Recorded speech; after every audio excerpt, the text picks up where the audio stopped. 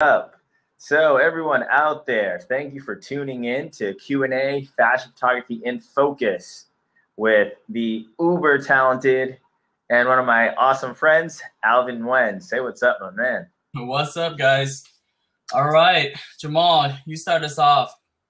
Yeah, so before we get going into people's questions, was there a number posted? And I have questions myself because I'm always interested to learn what you have going in the pipeline.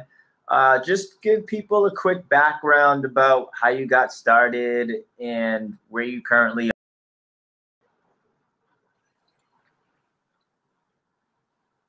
Sorry, guys, got disconnected right there just now. That's fine. I think it's a system thing, but you could just... Okay, cool. First of all, I want to apologize. I'm kind of dog sitting right now for my girlfriend. So we're at her place and the dog might bark at some point. She's pretty good, but anyways, disclaimer. Yeah, a little bit about me. I started fashion photography back in 2010. July 2010 was my very first fashion shoot. And, you know, I kind of, for me, it was an outlet. I didn't want to be a photographer that shoots, you know, just anything. I think it's important for us to find what it is that we are passionate about and what we wanted to, you know, accomplish goals-wise. And the important part about that is that, you know, I was doing my MBA and I was, you know, living in downtown Seattle, just going to school and getting my master's in business. And I just sat around one day and I said, you know, I don't want to be in business. I don't want to be sitting in a cubicle all day. So with that in mind, I kind of started taking photos at first of my race team. I'd been racing cars since I was 16. So we started doing, you know, shooting at the track, which turns into shooting the girls at the track, which then, you know, turned into shooting models. So that was it. I mean, ever since then, I started working with Papercut first. It was the first magazine I've ever shot for. Then moved on to shoot Elle, Harper's Bazaar, Guess, you name it. We've probably have had conversations or shot for them. And that's pretty much where I'm at right now. Awesome. So, and before we move on, and currently, where are you at now? What's going on? Do you have any? So, yeah. So right now I am at, I'm in LA, based mostly in LA. And I travel a lot, quite a bit to New York. I'm consulting for DVF, Dan von Furstenberg. I am starting my own fashion line, which, you know, we can go into later on in terms of business and where you take your photography business. I'm starting a watch accessory line as well. And I travel very frequently to Europe as of late, and Europe, New York, and then Asia in January. So that's kind of on the itinerary right now.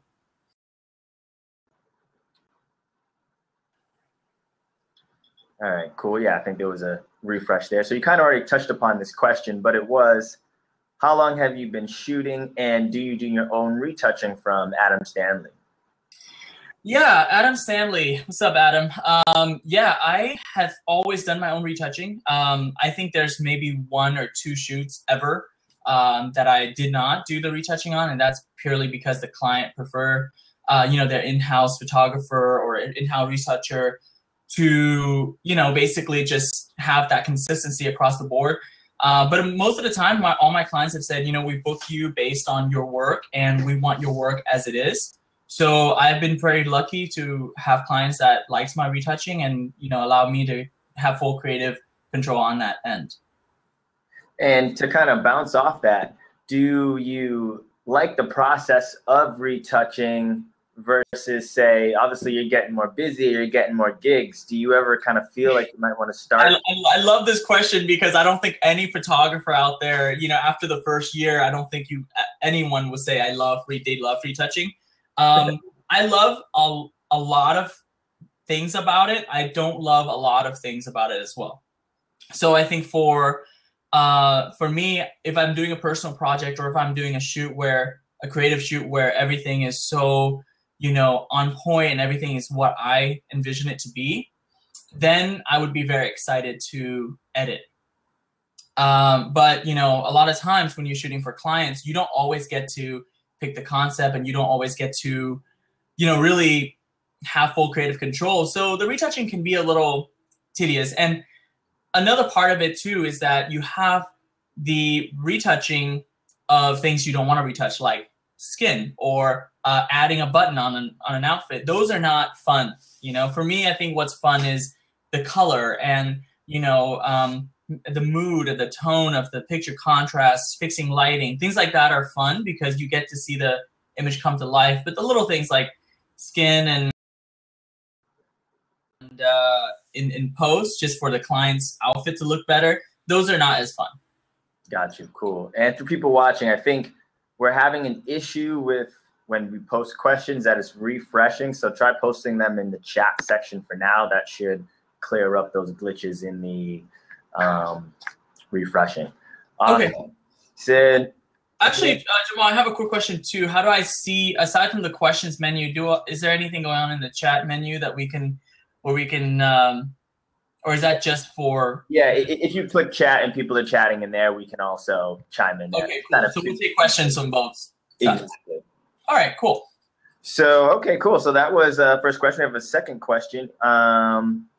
Alvin, in your first 2 years as a fashion photographer, where did the majority of your leads come from? What sources? How are you getting gigs, etc.? And I think this is interesting because you have a background in business, so I feel like you probably were attacking it from the get-go. Yeah, I mean, you know, to be honest with you guys, the first year I was such an artist, and you know, I don't want to stray everybody away from saying like, hey, you know, what are you saying? You're not an artist anymore? No, that's not true. I'm always an artist, but you have to be smart about what you're selling, and it's your art. And if you are not a good business person, you're not going to be able to, you know, sell yourself. And a lot of artists, myself included, the first few years, had a very difficult time selling myself.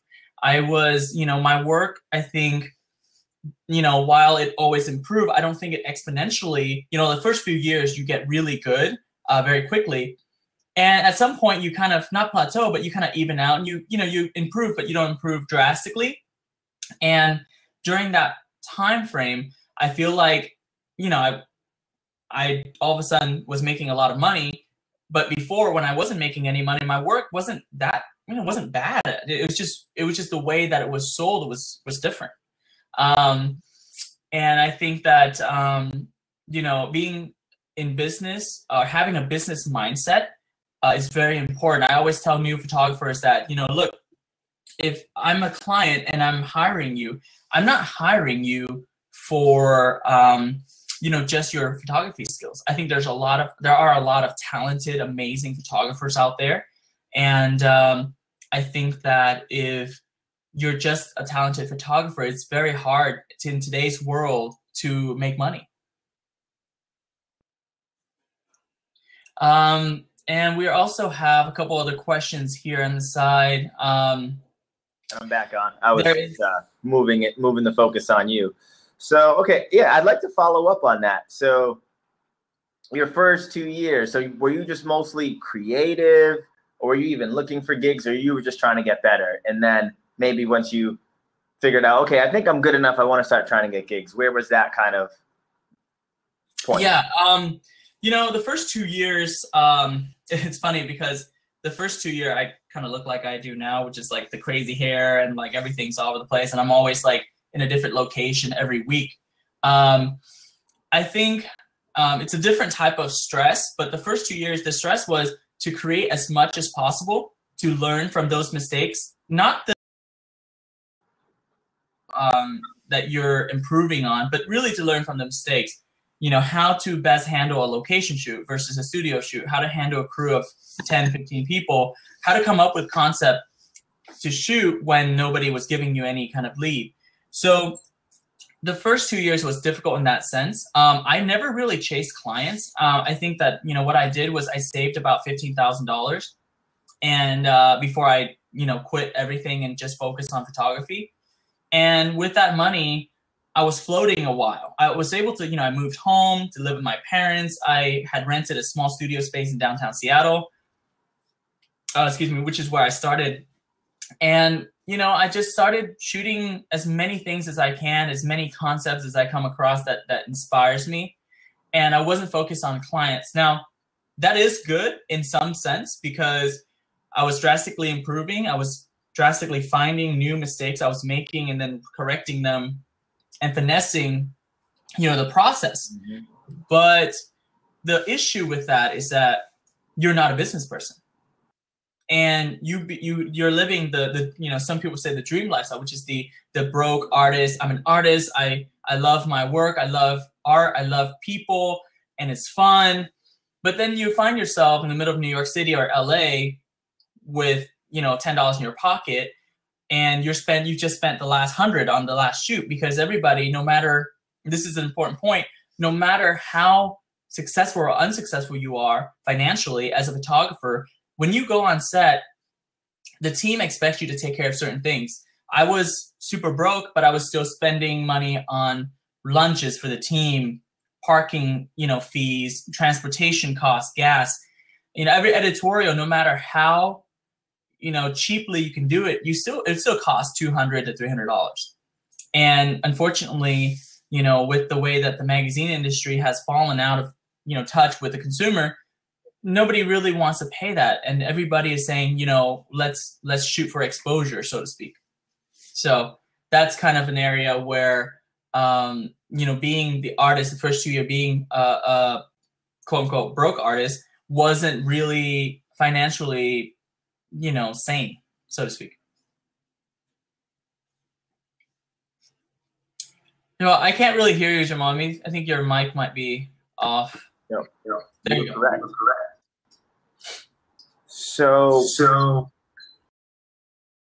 So moving in that kind of same direction, you were in Seattle. Did you feel like you were making tremendous progress there on the business side or in the creative side, or did that uptick once you actually moved to LA and got access to better resources, better collaboration, etc.? Right. I think if I could give you guys a chart, like a quadrant chart, 4 squares, there's always the safe zone and then the, danger zone of like a big city. And then there's the, low investment and then the high investment route. Yeah, exactly. And there's that, that crossover where you're like, okay, I can be in the safe zone and save a lot of money, which is super safe. You're going to be this artist that can create stuff, good stuff, not really pushing your boundaries as much because the return won't be as high, but you're always going to be safe. And a lot of people are okay with that. And I think that's beautiful. I think if you think you can shoot weddings, you can shoot commercial stuff, headshots, whatever it is to maintain a living. And, what if you have kids? You want to take care of your family, things like that. Not everybody is single and young and can afford to, move to a new city and sleep on a couch, which is what I recommend, but I'm also nuts. So don't take that into consideration. Just think that there's this quadrant and you're in your hometown, you're safe. And then you have low cost of living, which is, maybe you move in with a roommate or your family, which is what I did at the beginning. I moved back home. And then you have this long range where you have the cost of living really high in an area like LA or New York, and you have more risk. But the result obviously is going to be much more impactful. I think that, the higher the risk, the better the reward. And the issue is that for me, high risk changes in your career. For me, it wasn't like that. Failure was not an option. I can't fail. And I mean, if we go deep into what I experienced, there was times of homelessness. There was times where I had negative balance, having my account be overdrawn. And I know a lot of photographers that are still to this day going through that, who's been in the business for 10, 15 years. That is not to discourage you. That is to show you the difference between being an artist and then being a business person. I think it's more important to be a business person than an artist. You could be a 5 out of 10 photographer who can make $200,000 a year, or you could be a 10 out of 10 photographer but make no money. So that is where you have to find a balance, and that balance is super crucial in today's world where social media, cutting edge technology is allowing everybody to kind of say, hey, I want to be a photographer. Let's be a photographer. And, I think I was the first wave of that group where we were experiencing it was like we'd passed the golden time of film. When you were shooting film, there wasn't that many people that could do it. Now we're shooting on digital. We're shooting on really amazing mobile phones. I have some shots that I've taken for clients were shot on my iPhone. They loved it. They posted it. They paid me for it.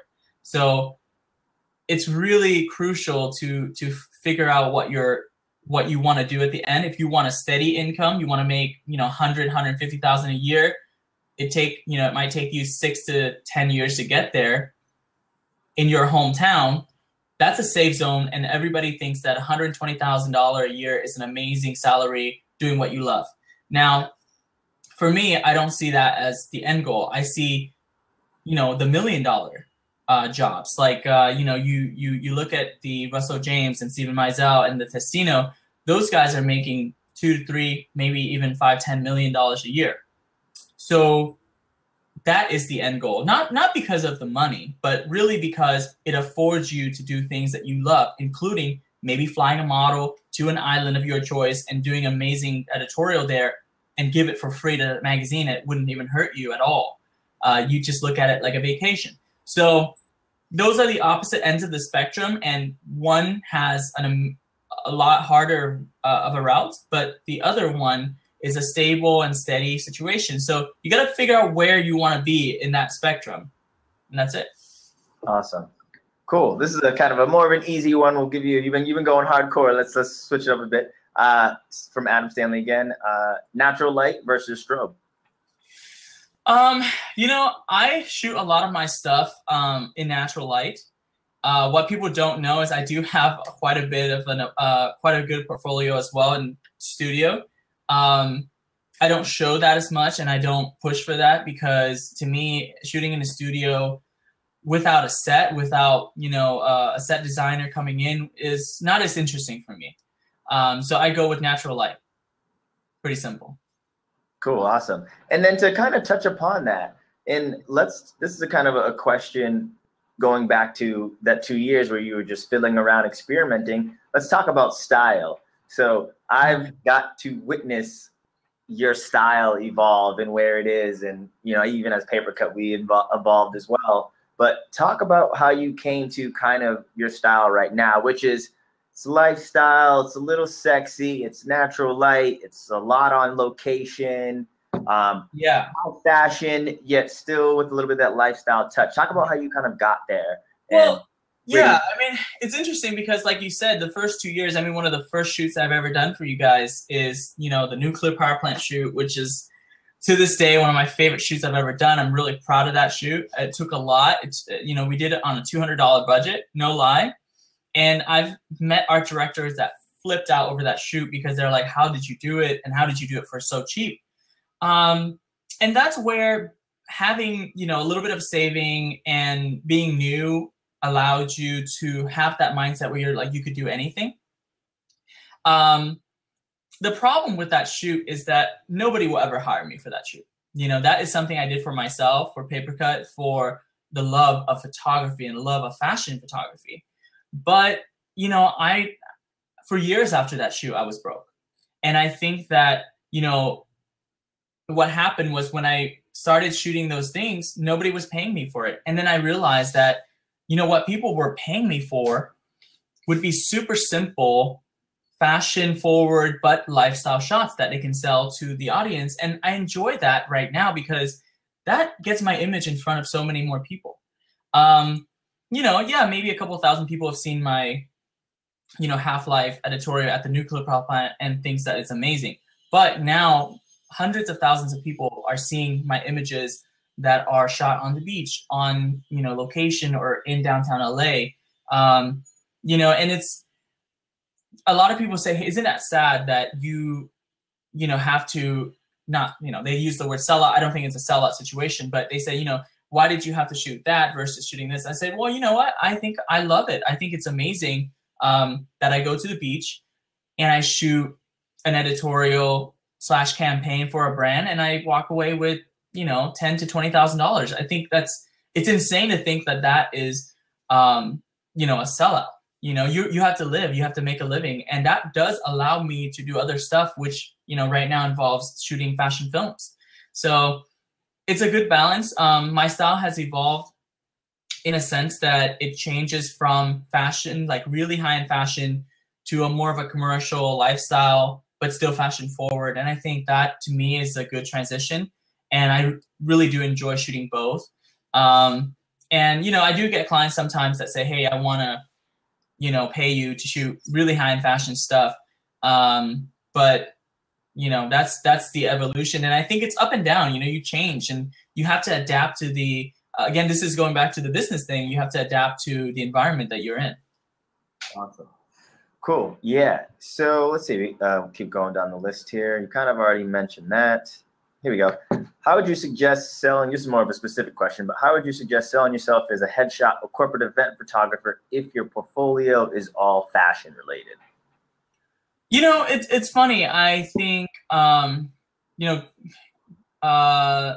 Garen here has a lot of good questions. I've always gotten hired to do jobs that my portfolio would say I'm not qualified for. So for example, my portfolio has a lot of denim and fashion forward type images. However, I'm also, you know, getting hired to shoot bikinis on the beach. And I'm actually flying out to Mauritius next week to shoot a swimwear campaign. And if you look at my portfolio, I don't have a lot of swimwear in my portfolio. So it just depends on what the client likes about your images. Specifically to your question though, I think that if you want to sell yourself as a headshot or corporate event photographer, you should have a hidden link. If you don't want to show that with your fashion stuff, you should have that as a hidden link. And then you send that link out to, you know, prospective clients so that you can keep your image as a fashion photographer. And then you can make your living as a headshot photographer. You know, fashion clients will not hire you. I've learned this the hard way. Fashion clients won't hire you unless you're very specific to fashion or at least lifestyle, and vice versa. You know, a headshot client might not hire you because all they see is fashion stuff. So I think if you keep them separated, you might even want to create a different website with a different name, not your name, but, you know, a different brand that specializes in, you know, studio headshots. I think that would be smart, and that would supplement your income while you're still doing something photography related, which I think is great. Nice. Yeah, let's keep going down here. Did you have a mentor when you started out? What were some of the invaluable things that you learned from that person or a group of people? Or it could have been friends that you were bouncing ideas off.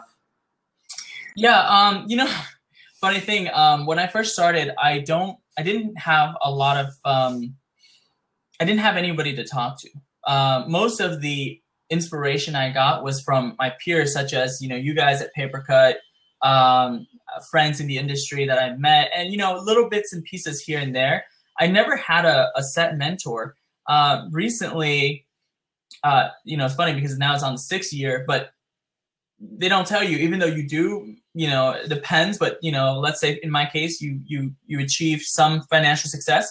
It gets exponentially harder because if you make, let's say $100,000 last year, you want to make 200, and the next year you want to make 500. So again, it's very difficult to move in a transition. So right now, I've been very fortunate to have met a gentleman by the name of Alex von Versenberg, who is an amazing person and was able to give me so much insight. He's not really a mentor per se, but he's giving me so much inspiration.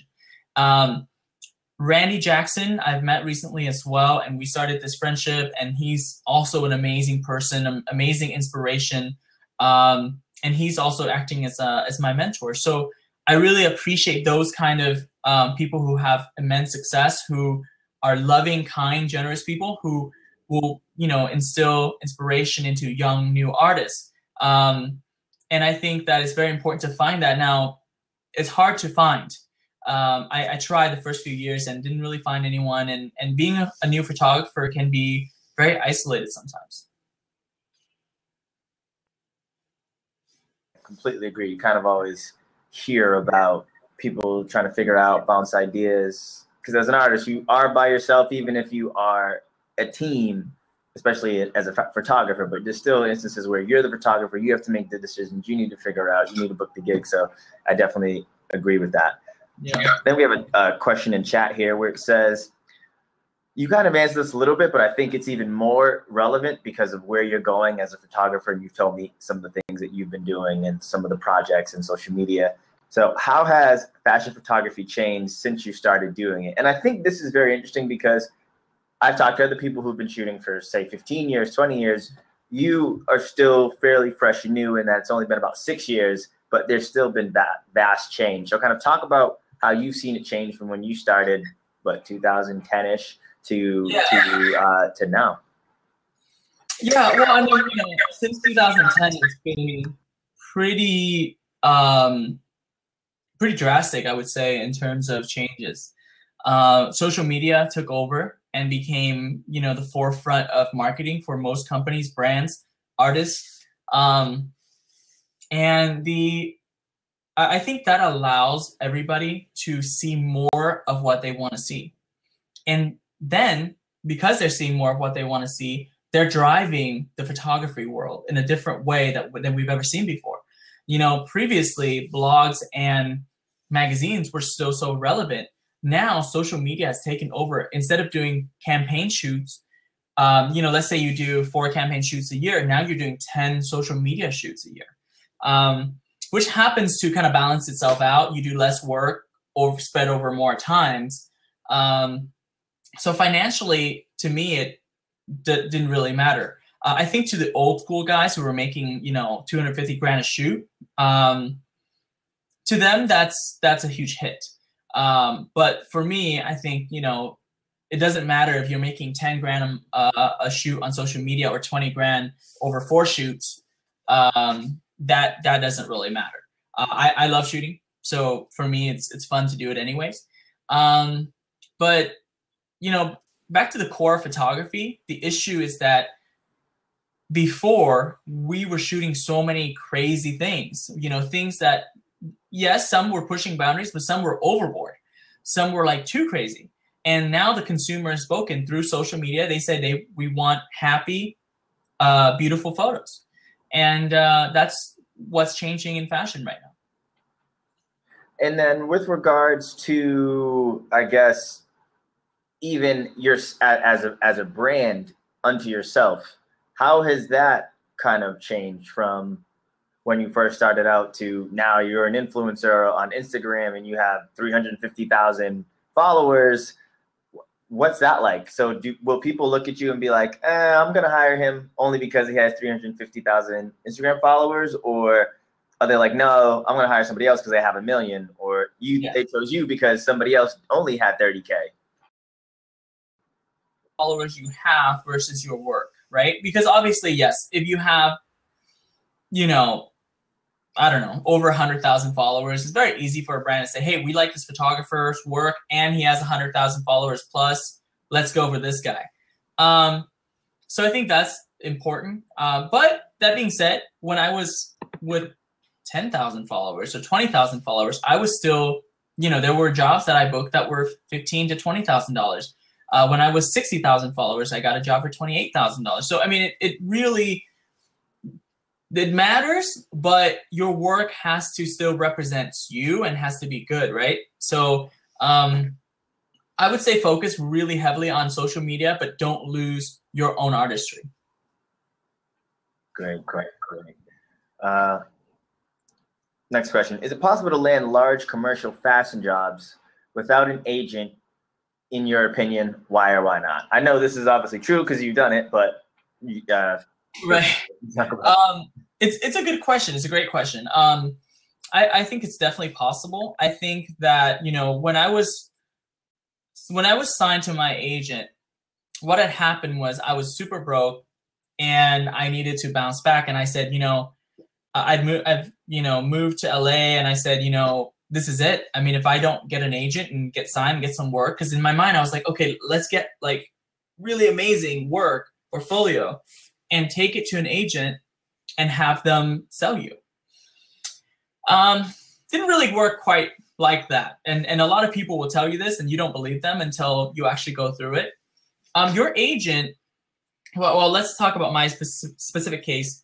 My agent is amazing, and he was able to, give me a new sense of confidence. And I think that sense of confidence booked more jobs than anything else. I think also the fact that I'm represented by an agency helps clients see that, hey, this is a person that we can trust. This is a person that if something goes wrong on set, if the images are not on time or it's not what we want, there's a mediating, party that is my agency who can help, fix the situation. And I think that's where some of the bigger clients will say, hey, like for example, I just shot for Universal Music. They needed someone, they would not hire a photographer without an agency because they need someone in the middle to stand and delegate stuff. Now, I've shot other brands like, Absolute Vodka and Dolce Vita shoes, where they trust me. They think that, having the photographer alone is good enough. And, they didn't need an agent. I think that you have to consider both factors. But I would say this, if you are represented, you will have a much better time landing jobs, even though you might not go through the agency. Clients will come to you and say, hey, you're represented. We don't want to use your agency for this job because it's, maybe it doesn't pay that much, or maybe they don't want to pay the 20% fee. They'll still give you the job anyways, just because they know that you're of a certain standard. And I think that being represented helps most clients have this set standard. That way they know what they're getting.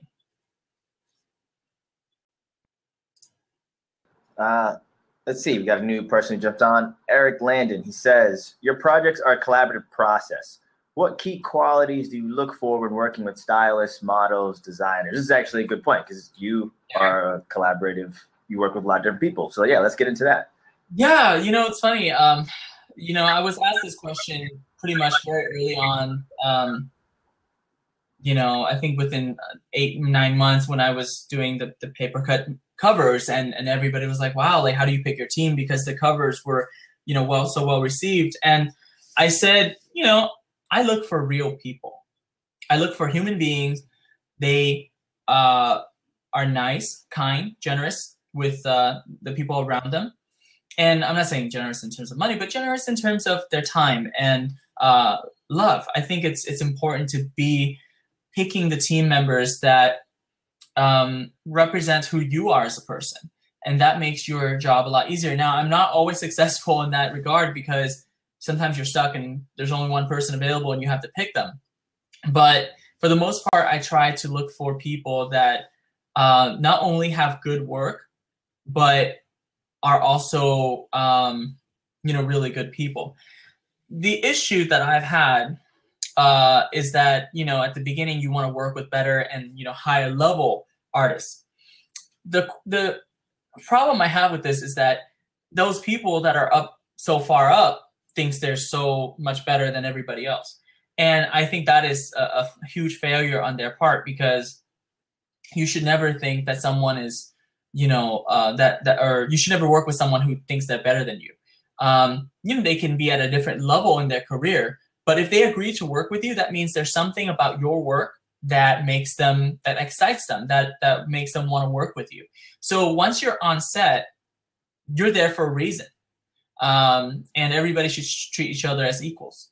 And also another factor is that it's very important to find new talent to collaborate with, because those new talent then becomes the higher level artists that you aspire to work with anyways. And the better part about that is that you take them up with you. You lift them up as they're lifting you up to increase both of your guys' status and portfolio.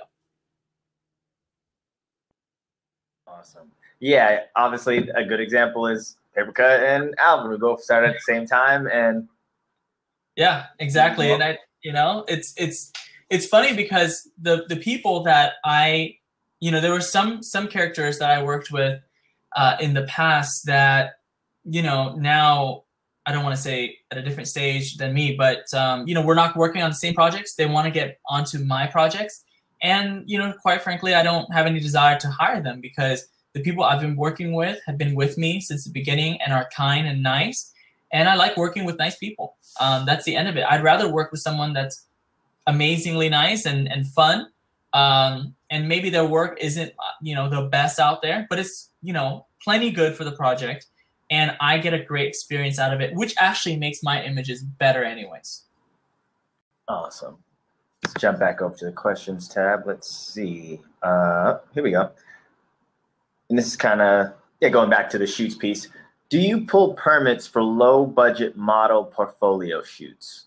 No, not at all. I think that that's totally a government's way to exploit, small businesses and small startup companies, production companies, things like that. It wasn't really meant to, the government didn't try to go out and like get you. They're not trying to, bust you for shooting a model on the beach per se. Now, don't be so, in their face about it either. You should focus on having small amount of gear, no assistants, just you and the model, and maybe the makeup person can hang out, half a mile down the street or whatever, or just not have one at all. If you want to just shoot fun stuff with the model, don't pull permits and just do that. Now it's always good if you can get a permit. So I'm not saying that, don't pull it completely, but, I think for me, it's always spur of the moment. We drive down, Pacific Coast Highway and we saw a cool spot. We're going to jump out and take a photo. I mean, it's totally not illegal. I think the permit pulling is mainly the objective. Is what the government wants to do is have, an idea that some kind of team is going to be at this place and they want everybody to be safe. They want, that kind of thing, because it's not expensive. The permitting process isn't expensive. It's, I think I permitted the city of Venice for a team of 7 people for $150. I mean, that's ridiculous. That you would be crazy not to do it. But if you're just with a friend or yeah, sorry, I think that just a question was asked. So yeah, let's see, we have another here at the bottom. So other than fashion designers, what would you say are the top 3 non-fashion market segments for a fashion photographer, i.e. record labels? You mentioned that you shot something for Universal. You did some beverage stuff, actually. So what are some of the segments that maybe would be that are not fashion for a fashion photographer? Right. Yeah. So, I mean, in terms of what I've done, I've shot for, liquor companies. I've shot for, a couple music artists, shot Macklemore, for Papercut, actually. And I think the other segments that, would be approachable and that I haven't gotten to, but, came close several times, would be hotels, resorts, things like that. I did one shoot for Ford, the car company, and that was fun. It was in Detroit. And it's funny because it wasn't even really models. It was just shooting a car. And I didn't really, as much as I started out shooting cars, I didn't really have much of a car portfolio, so to speak. So I think those are things that you can branch out to. And that's why it's so important to keep your portfolio, focus on what you want to shoot. Because when I changed to shooting more lifestyle stuff, I started getting other jobs other than just, shooting high-end fashion. Got you. Cool. So yeah, you probably have maybe 10 or 15 minutes left. I want to kind of talk about where you see things going. So I know for you, you are getting more into videography and motion and filmmaking. Talk about that. I see that as a really differentiator for a lot of people, because a lot of people want video. It's still rather difficult to do, you can make videos suck really quickly. So anybody who has even a little bit of talent is actually very useful and can get paid, and you can charge. Yeah, So yeah. No, I mean it's great. I think to expand, and a lot of photographers, you know, they expand to different lighting techniques, different sets, different locations.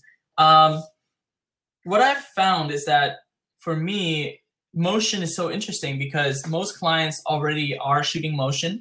They're doing it in Boomerang, on Snapchat, on Instagram, on Facebook Live. So we're at a cusp right now of like amazing opportunity to integrate video into your work. When I first started in 2010, it was already starting to kind of come up because, you know, with the 5D Mark II people were starting to shoot a lot of videos with it. And, you know, I was interested, but I didn't really want to go deep into it because for the reason that the technology just wasn't there for me. I think for my shooting style, I needed the technology to be where it is now. So that's one aspect of it. The other aspect is that I just love seeing, you know, looking back at the motion. I think photography is so hard to do, and video is also hard to do in a very different way, but they're both extremely difficult. And, you know, I almost think that sometimes video is harder because you have now too much time to show an emotion, whereas with a photo, you have one shot and you have to capture that shot and select that shot and showcase just one emotion. But you know exactly what that emotion is. On a 15 to 30 seconds video, there's a lot of emotions that can happen, and the translation and the interpretation is a lot more difficult. But I think it's very important for photographers to know that, you know, you have to plan it out. You have to say, I'm starting here and I want to move here with my career. And then when you're at this level right here where you're financially stable and you have some extra income, maybe you have a nice car, maybe you have a nice place that you're living in a good city, then you start thinking about, okay, where do I invest my money? Because all that excess money isn't just, you know, there for you to spend. It's really there for you to take the next step. And that will set you up for the next step after that. We always have to think as artists to grow, but, you know, just be aware of your business too. So if you want to get into video, you can easily get, you know, 5,000 to 25,000 for a 30 seconds video that is shot by you and an assistant very easily. So ever since I started doing video, which is, you know, heavily about 6 months ago, I've been getting roughly about, you know, one directing gig every 6 weeks, which I think is great. And it's a fun thing for me. And in some ways, because I'm not editing all my video, you know, in video, you do need an editor. So, you know, in some ways it's easier too. You finish the project, you send it off to the editor. The editor works with the producer and, you know, and sometimes you too, and you guys create a product together. And let's talk about some other things. I know you're starting to get into drones and that. Do you see that being interesting? Are you messing around with 3D? You're in LA, obviously Snapchat's kind of there. Talk about that a little bit. I know you're excited about that as well. Yeah, I mean, I love drones. I think drones are, you know, such an amazing way of viewing the world. I think humans, we strive to see things differently than what we've, you know, been introduced. We always reach for the stars. We always try to go higher. Drones give you the ability to do that. The caution I will have with this is that, you know, I've crashed too. And what drones do you currently have, or drone do you have, I should say? I went a little nuts, and as you know, because I go really hard whenever I get into something. So I started off with a Phantom 4, immediately within 2 weeks, traded in for an Inspire. Then immediately after that, I got an Inspire Pro X5R, which was like $10,000. And I carried that thing all the way through Europe. And it was a pain in the ass. It was big. It was about 50 pounds of gear with just the drone and all the batteries and iPad and all that crap that needs to put it in the air. But I crashed it by accident, totally, you know, it's a long story, but it wasn't really my fault, or so I tell people. But you know, after that crash, I realized that, you know, you have to be, no matter how careful you are, you have to also be careful for other people. Luckily for me, it wasn't a big crash, and everybody was safe, and there's no issues there. I've now moved on to the Mavic Pro, which is the complete opposite end. It's very small, compact, and easy to fly. And I don't know about easy to fly, but you know, the point is that it's very portable. And I think for me, portability is number one. I was one of the first photographers in LA to transition fully into shooting mirrorless, and I stand by that system completely. And you know, same with the drones. I think that moving from a big drone to a very, very small portable drone is a good thing. So. And sorry, just real quick, talk about that mirrorless switch. When did you do that, and what's your current setup? Just so. Oh yeah, so you know, I mean, every photographer at the time was shooting DSLRs, which many are still shooting at DSLR, and they're great. However, one of the things I find is that if you shoot with a mirrorless, which is you know, a much better portability-wise, much better setup. Excuse me. You also have the ability to be a little bit more discreet. You know, you slap on a manual focus lens, you go to the beach. Nobody will give you anything, you know, any crap, because they think that you're shooting with a film camera. So I think it's important to have that portability, the ability to use pretty much any lens that you want. Right now I'm using a Sony A7R2, and I'm really excited for the R3. I think that will be an even better setup. And you know, when I first transitioned, a lot of the photographers that I would talk to say, you know, what about the clients? Because maybe they don't want to see you walking in with a camera this size. But you know, if you go in there confident and you know what you're doing, they don't care. And I think, you know, mirrorless technology has some way to go as well. And, you know, things like tethering and rapid fire and things like that needs to improve. But you get things like silent shooting, which is amazing if you're trying to be discreet in a location where, you know, like if you want to get a shot in a church, you know, for a wedding photographer, that's a very, very important thing to do. And also for me, I actually, funny thing, I actually shoot in silence for the last year. And the reason for that is because I wanted the models to not know when I take the shot. That way it's really candid. They're just moving. Yeah, they're moving. They're in the moment, and they don't know when the shot is taken. So for the last year, I've been trying to shoot 95% of the time in silent, and it has also helped transition into film, because now the model doesn't know when I'm doing, you know, film as well. The element of surprise, I think, is great, and it, like you said, kind of gives them the candid feel. Awesome. So I guess to kind of wrap things up, just talk about, I guess, you know, what's one thing people should take away that you think that you've learned that you think would be crucial as we move into 2017 with being an artist, being a photographer, filmmaker, etc. Yeah, I mean, that's a, you know, I think 2017 is going to be an amazing year. 2016 was so good.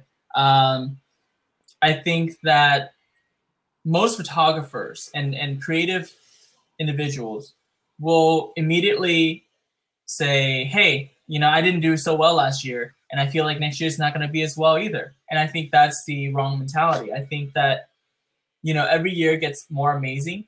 The way I look at it is that the more people goes on social media, that means there's more photographers, right? And that's a negative thing if you're looking at it from a competitive situation. But I actually think that is a positive thing, because the more people gets into photography, the more photography is being appreciated. Now, that means that you need to work harder to get better and better shots. But that also allows you to have more and more clients, because as more companies are shifting from shooting, you know, catalogs or whatever onto shooting social media, you know, I could see a company picking a young new photographer and you know, doing a shoot for social media for $1,500. And you know, while that's not a lot, it's a lot for a new artist. And those types of jobs will sustain the community of young photographers that's out there.